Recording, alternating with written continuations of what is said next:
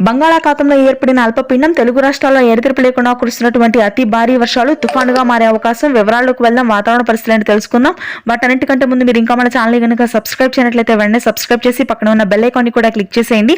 ఆగ్నేయ బంగాళాఖాతంలో ఏర్పడినటువంటి ఉపరితల ఆవర్తన ద్రోణి బలపడి ఉత్తర భారతదేశ దిశగా విస్తరించడంతో ముఖ్యంగా కోస్తా తీర ప్రాంతాల్లో కానీ రాయలసీమ భాగాల్లో కానీ భారీ వర్షపాతం నమోదవుతుంది. రాత్రి నుంచి ప్రాంతాల వారీగా చూసుకున్నట్లయితే ముఖ్యంగా నెల్లూరు, చిత్తూరు, కడప, కర్నూలు ప్రాంతాల్లో అత్యధిక వర్షపాతం నమోదవుతుంది. గూడూరు, నాయుడుపేట, శ్రీకాళహస్తి, రేణిగుంట, పుత్తూరు, చిత్తూరు, రాజంపేట, తిరుమల, రాయచోటి, బనగానపల్లి, నంద్యాల, తూటి, కనిగిరి ప్రాంతాల్లో అత్యధిక వర్షపాతం ఉండే అవకాశం ఉందని వాతావరణ కేంద్రం వెల్లడించింది. ఇక మధ్యాంధ్ర, గుంటూరు, కృష్ణా, కోనసీమ ప్రాంతాల్లో డిసెంబర్ 18, 19, 20 తేదీల్లో మోస్తరు వర్షాలుంటాయి.